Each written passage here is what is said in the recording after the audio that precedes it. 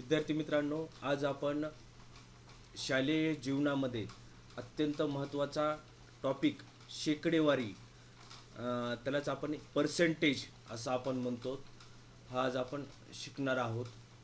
अ, शेकडेवारी आपण बऱ्याच वेळा म्हणतो आपल्याला किती टक्के पडले, तर 57% पडलेत, 71 पडलेत, 85% पडलेत.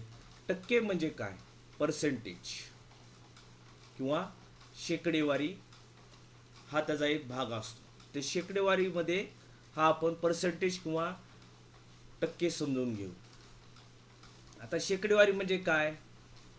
100 हे प्रमाण धरून जेव्हा वस्तूची तुलना केली जाते तेव्हा त्याला शतमान किंवा शेकडेवारी असे म्हणतात.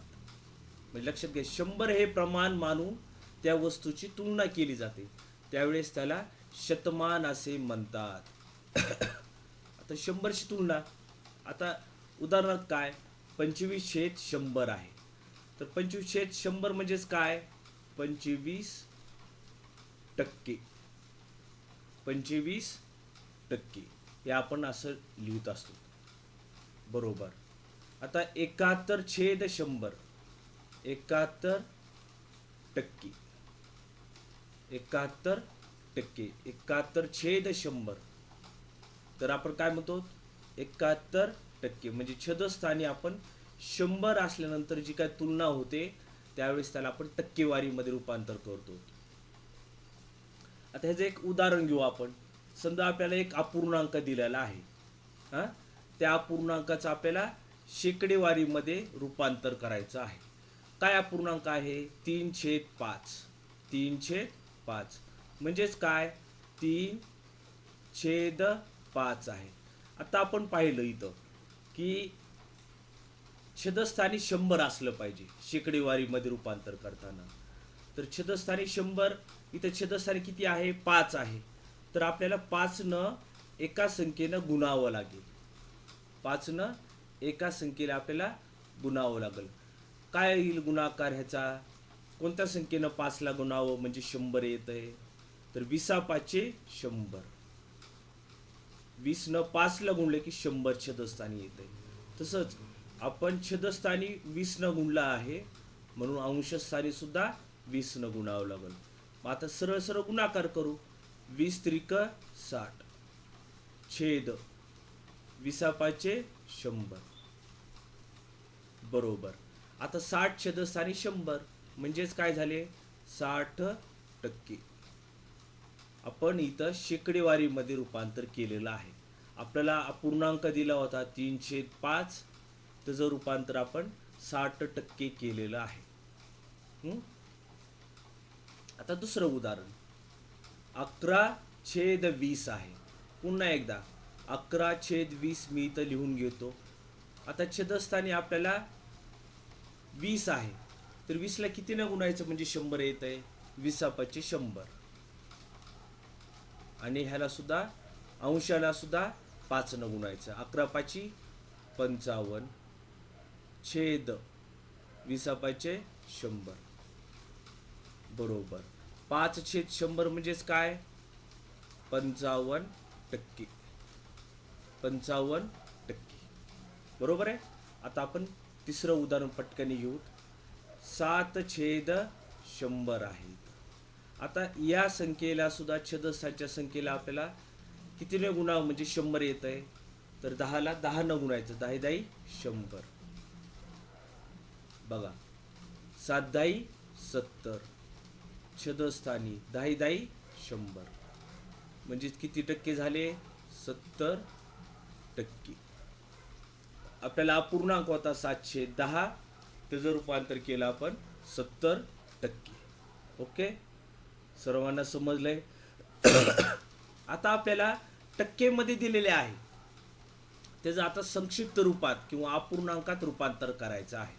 आलं पहिलं उदाहरण दिलं आहे 64% म्हणजे काय? छेदस्थानी 100. आता ह्याला 2 ने भाग जातो. 2 ने भाग द्यायचा आहे म्हणजे 2 न 64लाही भाग जातो आणि 100लाही भाग जातो. 2 ने भाग द्यायचा म्हणजेच काय? त्याचा अर्ध करायचं. म्हणजे 100चे अर्ध किती रे? 50. 64 अर्धा किती 32. पुन्हा एकदा 2 ने भाग जातोच. 2 ने 50 ला भाग दिल्यानंतर 25, 2 ने 32 ला भाग दिल्यानंतर 16. 16/25. म्हणजे आपण 64% जे होते शेकडेवारीमध्येच रूपांतर आपण कशामध्ये केलंय 16/25. ओके, सर्वांना समजलं असेलच. आता दुसरं उदाहरण 50% टक्के म्हणजे काय छेदस्थानी 100. आता ह्याला आपण संक्षिप्त रूप देऊ. म्हणजेच काय आपण ह्याला भाग देतो. 50 पाड्यात दोन्ही पण आहेत. 50 एक 50, 50 दोन्ही 100 म्हणजे 1/2. आपण 50%चं रूपांतर अपूर्णांकामध्ये केले संक्षिप्त रूप देऊन. बरोबर आहे. आता दुसरं अजून एक उदाहरण आहे 0.07%.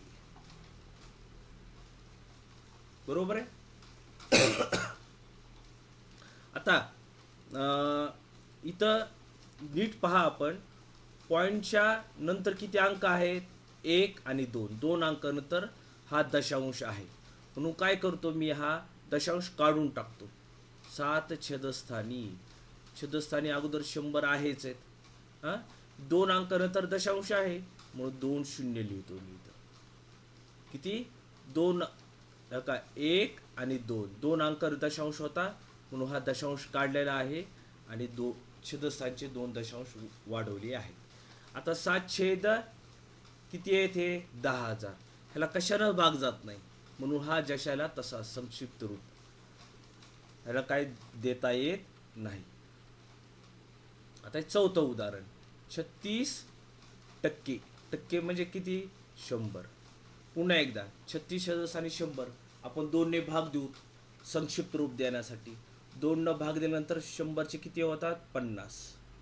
याला 2 न भाग दिला 36 अर्धे किती होतात 18. पुन्हा एकदा 18/50 आहे. मग आपण दोघाला पण 2 ने भाग देऊ 92/18 आणि 50ला 2 ने भाग दिल्यानंतर 25 म्हणजे किती आलं भागाकार 9/25. बरोबर आहे. आता एक शेवटचं उदाहरण घेऊ आपण 0.5% म्हणजे किती 100. आता इथं पॉइंट आहे. किती अंकानंतर पॉइंट आहे 1 अंकानंतर. म्हणजे मी काय करतो छेदस्थानी 100 आहेत तर हा पॉइंट उडवायचा आहे मला. पॉइंट उडवण्यासाठी मी छेदस्थानी 1 शून्य वाढवतो आणि अंशस्थानी 5 लिहितो. आता पॉइंट इथं लिहिलाच नाही. हा पॉइंट काढला आणि 1 शून्य लिहिलं. आता 5 न आपण ह्याला भाग देऊ 5/1 5, 5/2 10 आणि वरचे 2 शून्य. म्हणजे संक्षिप्त रूप किती आलेलं आहे 1/20. अशा पद्धतीने आपण शेकडेवाऱ्याची प्राथमिक ओळख करून घेतलेली आहे.